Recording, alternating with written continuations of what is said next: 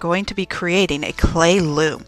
We are creating this clay loom because we just got done studying the artwork of the Southwest American Indians, and they were masters both at clay and at weaving. So we're going to create first a clay loom, and then we will use that loom to create a weaving. The first thing that we have to do is we have to roll out the clay. Now we can't roll it out too thin. If we roll it out too thin, then it will just break. So we have to make sure it's as thick as a pencil. Now I have a couple of pencils taped together here to make sure that it doesn't go any thinner than these pencils. Now you won't have to roll out too big either, because we're going to use this styrofoam template to create the right side. Now if you have a corner that's just not quite enough, you can cut off some of that corner and just roll it out onto the place where you need it, like I did here. So here I'm just setting it on top, moving my pencils so that my roller stays on the pencils. Your roller needs to stay on the pencils, that way you won't get any thinner than your pencils. Then get your styrofoam template, and if there's one just a little tiny corner that's not quite covered, that's okay. Cut out your clay using this paper clip, and make sure you hold on to those paper clips because we're going to need those for other classes, so don't just throw those away. And then take the clay off and carefully take your styrofoam template off of your clay. Now essentially what we're doing is we're creating a frame. So then you take your smaller piece of styrofoam and you put it in the middle and try to get it as centered as you can, and cut that out. And then you want to take out that part in the middle. So we're removing first the styrofoam, and then I'm just going to use my paper clip. I'm going to kind of dig into that middle part to lift it up, and lifts up a corner. And we're not going to throw that out. We're going to save that part for later. Now we're creating a loom. A loom is how we can make a weaving. So you get a craft stick, and you line that craft stick up with the edge of the inside of the frame, and you poke a hole with the straw. Then line up the craft stick again. We're just going to leave the straw in there, line up this craft stick on the other side of the straw to poke the next hole. Poke the next hole, and see how I leave the straw in there so that I can line up that craft stick right along the other side of the straw to poke the next hole. And then as you can see, that craft stick will line up with the side, and I don't poke any more holes. So everybody should only have 7 holes on both the top and the bottom of your loom. Now you don't have to worry about the clay that gets stuck inside the straw. Just leave it, it will be fine. When it dries, it will just shake out later. Line up the craft stick with the straw and poke a hole.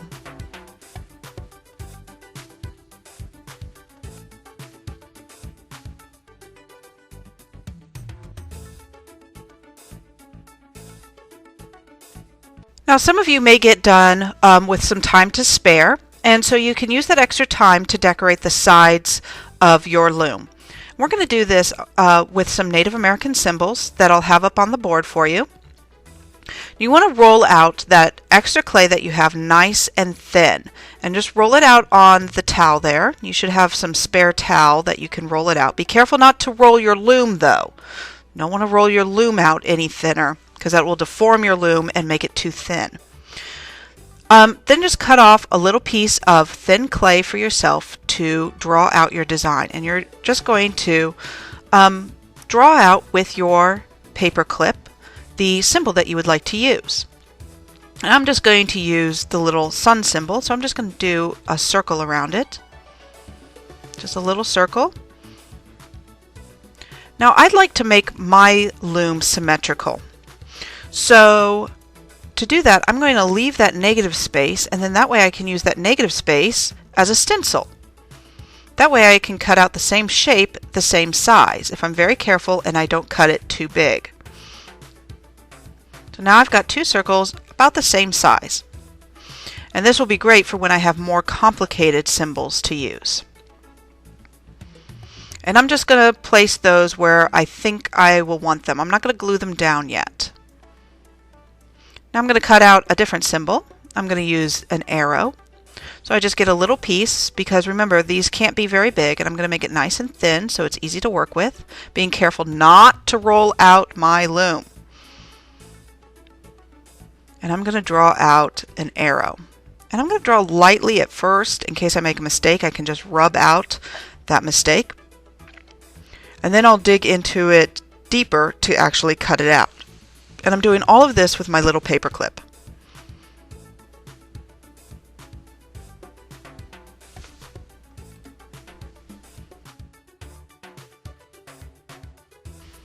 Now what you want to be careful of, and you can see here there's these little burrs, these little pieces of clay that sort of stick up. Now those, when they get fired and become hard, they'll be very sharp, and you don't want any sharp things. So you're going to get some water and you're just going to smooth that out. Make sure that all of your clay is really smooth with no little burrs. Now this is a great example of how I'm going to use that negative space to create a stencil. And clay cuts very easily with these little paper clips. So again, make sure that you hold on to those paper clips so we can collect them at the end of art.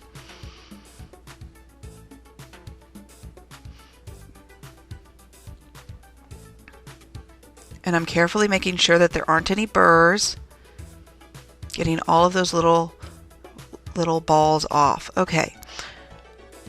Now we're going to save any clay we don't use. Clay can be recycled, so make sure that it gets in the clay recycling tub. I'm going to do one more symbol, but the symbol I'm going to use this time, it's going to be a little bit too big for the sides, but I've got this nice big room at the top and the bottom. So I'm just going to do the sunset symbol on the bottom.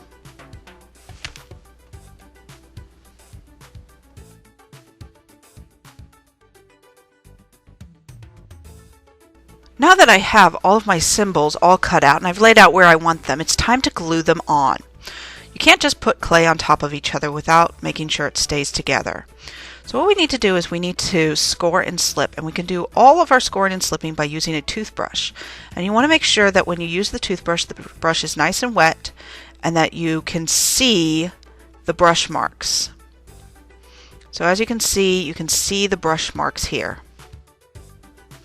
So I'm just going to continue to glue on all of my little pieces. And remember, this is just in case you have extra time after you have made your frame and your holes.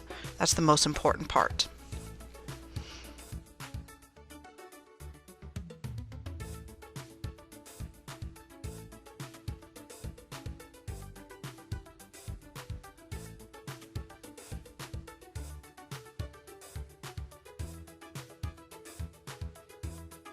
Just before it's time to clean up, when you're all done, wet your fingers with some water and smooth everything down. You want everything to be nice and smooth with no burrs, no little parts that are going to be sharp, because you do not want a sharp loom. So just wet everything, make sure it's all very nice and smooth. Then you're going to get a board, and you're going to slip the board very carefully so it doesn't warp your loom. Slip your loom onto the board so it's totally on the board. Then get a piece of paper, write your name and class code in pencil. Please make sure this is in pencil, and then place that in the middle. Then the teacher will collect these and put them on the drying rack.